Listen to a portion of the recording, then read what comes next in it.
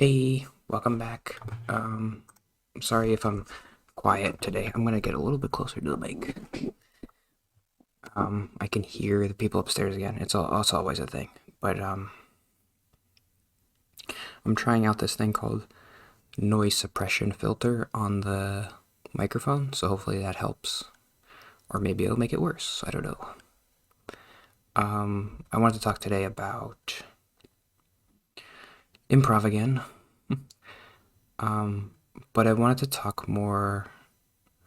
I've already talked a lot about how it's helped me with social anxiety, but now I actually kind of, because I've been taking this class, I just want to talk about like the improv and like what I learned from the class, I guess.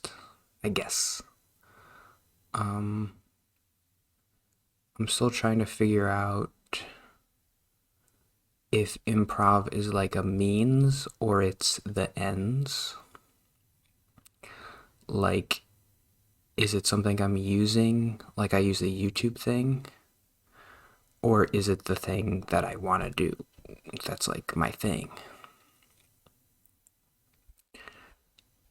And I guess in a sense it's both. Like the YouTube thing is kind of both, where it's like I use YouTube to get better at talking, but also I kind of enjoy doing it. Um, so, oh, another big thing is that next Friday is the last class is next Thursday, and then next Friday we're gonna like do a thing in front of people. Because they do a show every Friday at 8 o'clock, and he's like, "What if we have you guys do a show before that at 7:30, a showcase?" Um, and I remember Dalton mentioned the yes man thing, and I kind of am doing like a social yes man where if someone mentions a social thing, I'm like, I'll do it. I'll say yes to everything, and so I'm gonna do it,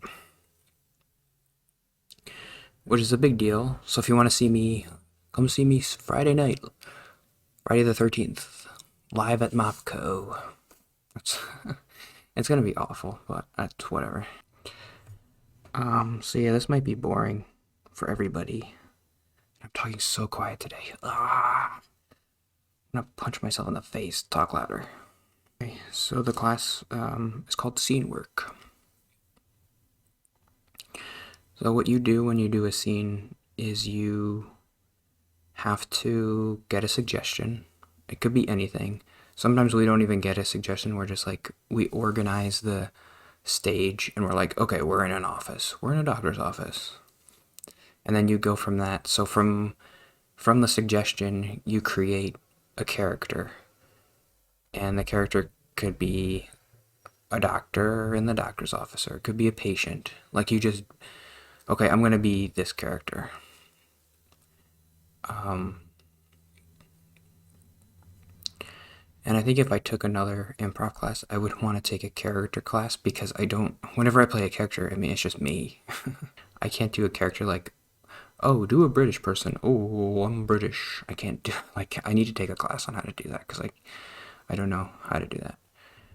So you can have an idea of a character, and then the interesting thing is like the other person is kind of doing that same thing at the same time. So sometimes you will have to modify if they offer something like, "Hey, patient," or "Hey, doctor," and you're like, "Oh, I was going to be the patient." You'll have to change and be like, "Okay, now I'm the patient," or "Now I'm the doctor, not the patient."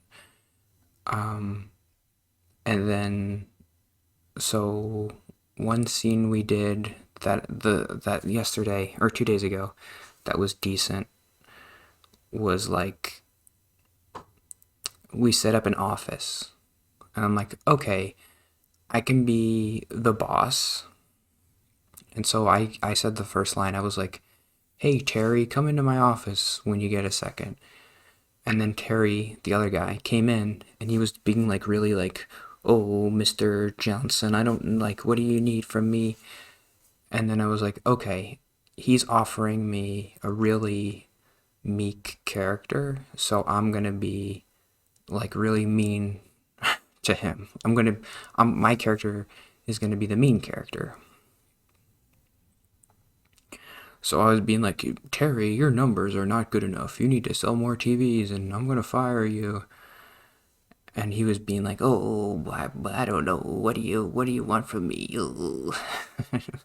That went decent. So you start with just a suggestion and you create a character off the suggestion. Then you work with your partner to kind of solidify that character. Um, then throughout the scene, you want to develop the relationship between the two characters.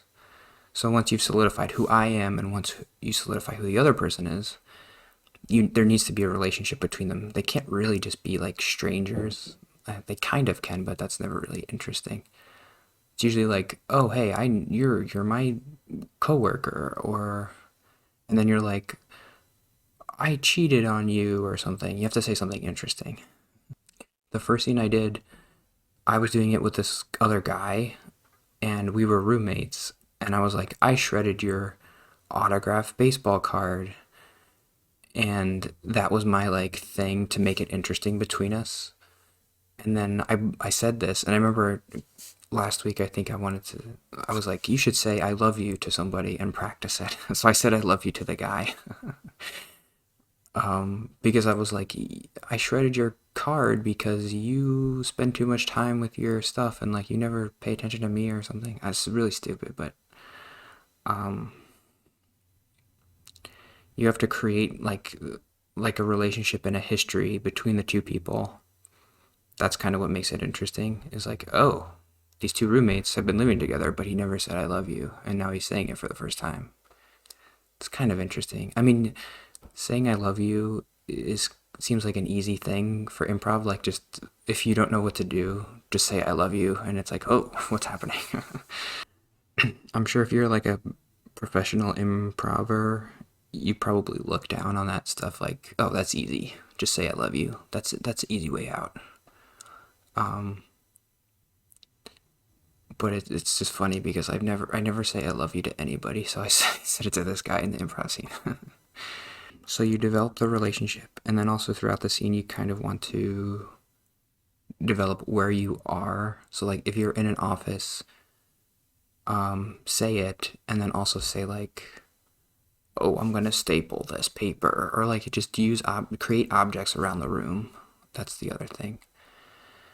And then the last hardest thing is you have to change your character. This was the thing I struggled with the most yesterday or 2 days ago, which was once you develop the character, it can be hard to change it because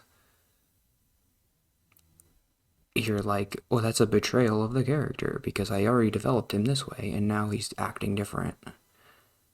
But you need to find the change in the scene, which is the hardest thing, I think. While you're doing the scene, you need to keep in the back of your head, like, okay, how can I change my character? Or what's something that the other character's doing that would change me? So, like, if I'm the boss and I'm being really mean, what's something that could happen to change me and make me nice or something? Um, and it doesn't, sometimes you can just be like, oh, I'm the mean character and the other character is going to change. But if that's the case, then you need to offer something to the other character to help them change. So that's the hard part. Is this boring? I don't know. Sorry. Today's bad again. I said last week this week was going to be better, and I was wrong. I lied to you. I just really wanted to do this today.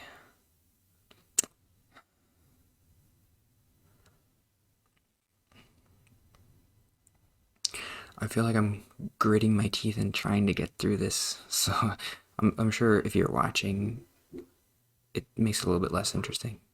Am I getting better? Like by doing this right now? Am I getting more confident or comfortable?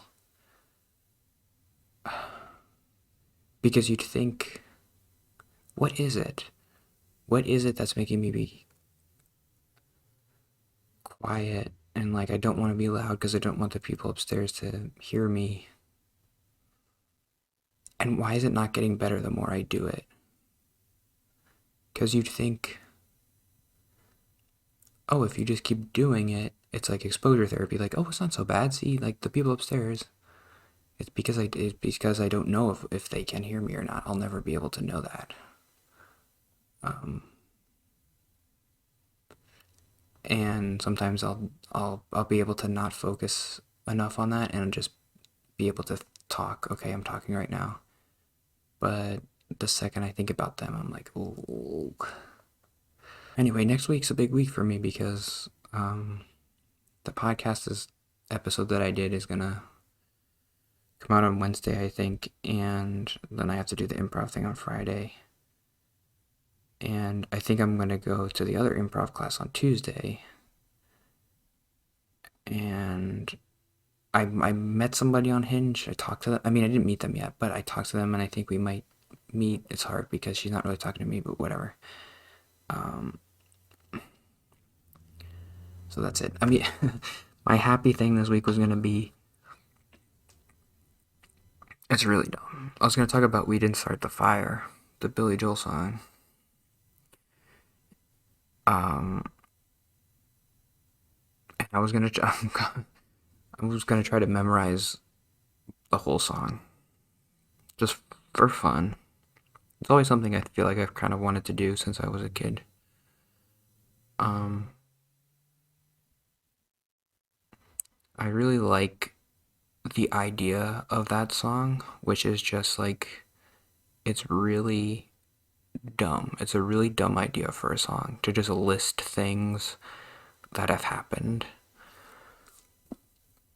But the fact that Billy Joel's like he's so into it and he like really put a lot of effort into it. It's a good lesson for life, which is just like who cares if what you're doing is stupid? If you put effort into it, it'll be fun and cool and kind of stupid, but kind of like goofy. It's such a stupid song. Because just like, I mean, it might as well be him listing like ingredients off a food package, like sodium chloride, carbon dioxide. It's so dumb. But it makes me happy. And my highest viewed YouTube video is a line from that song because it's birth control Ho Chi Minh, Richard Nixon back again because that line is in an episode of The Boys, and when people search that, one of my videos comes up. So it has like 500 views or something. It was so stupid. Okay. Yeah, sorry. I don't know if I'll get better. I always say like I'm sorry about this week, but I'll get better next week. Well, you've been doing it for 3 years and you're not getting better, so don't make a promise you can't keep. Next week, well, what I always say at the end is see you tomorrow, and I've always kept that promise. Um, that's a nice, like, important thing for me. Like, it's not gonna be good, but at least I'll try tomorrow. At least I'm gonna try. So that's what this is all about. So see you tomorrow. Bye.